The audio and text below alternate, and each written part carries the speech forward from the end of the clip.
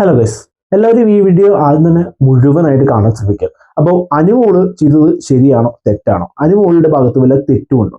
ഇപ്പൊ ലാലേട്ടൻ ഇന്ന് വന്ന ഈ വീക്കെൻഡ് എപ്പിസോഡിൽ നമുക്ക് മനസ്സിലാക്കാൻ സാധിക്കുന്ന ഒരു കാര്യം, അനുമോള് പറഞ്ഞതിൽ നിന്ന് ഒരു ഇഞ്ച് പോലും അങ്ങോട്ടോ ഇങ്ങോട്ടോ മാറുന്നില്ല.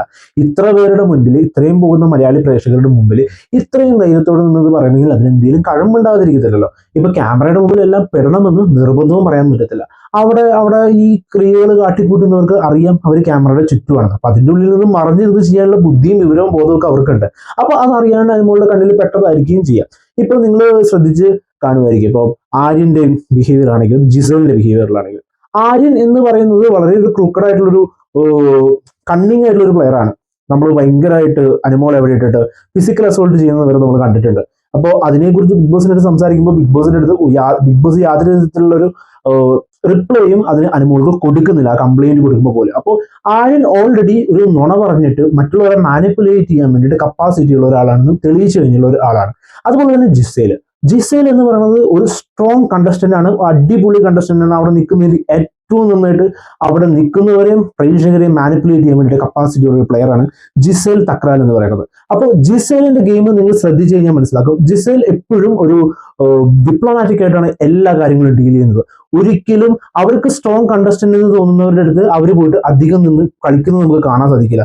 ഷാനവാസ് പോലെയുള്ള സ്ട്രോങ് പ്ലേയേഴ്സുമായിട്ട് ജിസേലിന്റെ റിയാക്ഷനും ജിസേലിന്റെ ഒരു ആക്ടും നമുക്ക് കാണാൻ സാധിക്കും. ഷാനവാസിനെ എപ്പോഴും പോയിട്ട് കൺവിൻസ് ചെയ്യുന്നത് ശ്രമിക്കുന്നത് നമുക്ക് ക്ലിയർ ആയിട്ട് കാണാം. അതുപോലെ പുള്ളിക്കാരിക്ക് സ്ട്രോങ് പ്ലേയേഴ്സ് എന്ന് തോന്നുന്ന എല്ലാവരെയും കൺവിൻസ് ചെയ്യാൻ ശ്രമിക്കുന്നത് നമുക്ക് കാണാം. അതുപോലെ തന്നെ പ്രേക്ഷകരുടെ പിന്തുണ ഏറ്റവും കൂടുതൽ ഉണ്ട് എന്ന് അവർ വിചാരിക്കുന്ന ഒരു പ്ലെയർ ആണ് അനീഷിനെ പോയിട്ട് നമ്മൾ കഴിഞ്ഞ ഡേയ്സിൽ പോയിട്ട് അവിടെ ഒരു ട്രാക്ക് പിടിക്കാൻ നോക്കുന്നത് നമുക്ക് കാണാം. അപ്പോൾ പ്രേക്ഷകരെയും അവിടെയുള്ള കണ്ടസ്റ്റൻസിനെയും നല്ല രീതിയിൽ മാനിപ്പുലേറ്റ് ചെയ്യാൻ കപ്പാസിറ്റി ഉള്ള ഒരു പ്ലെയർ ആണ് ജിസേൽ എന്ന് പറയുന്നത്. മറുവശത്ത് അനുമോൾ എന്ന് പറയുന്നത് അത്രയ്ക്കും ഒരു കണ്ണിങ് ആയിട്ട് എനിക്ക് തോന്നിയിട്ടില്ല. അപ്പൊ കണ്ണിങ് ആയിട്ട് തോന്നാത്തതിന് കാരണമുണ്ട്. കാരണം പുള്ളിക്കാർ കരയുന്നതാണെങ്കിലും അതൊരു ഇമോഷണൽ ഡ്രാമയായിട്ട് പുറമെ അവരുടെ ഉള്ളിലുള്ളത് ശരിക്കും പുറത്തോട്ട് വരുന്നതായിട്ടാണ് കുറച്ചും കൂടെ നന്നായിട്ട് കാണാൻ സാധിക്കുന്നത്. അപ്പോൾ ഒരാളെ ജഡ്ജ് ചെയ്യുന്നതിന് മുന്നേ, മറ്റു യൂട്യൂബേഴ്സിന്റെ വാക്കുകളൊക്കെ കേട്ട് ജഡ്ജ് ചെയ്യുന്നതിന് മുന്നേ നിങ്ങളൊന്ന് ചിന്തിച്ചു നോക്കുക.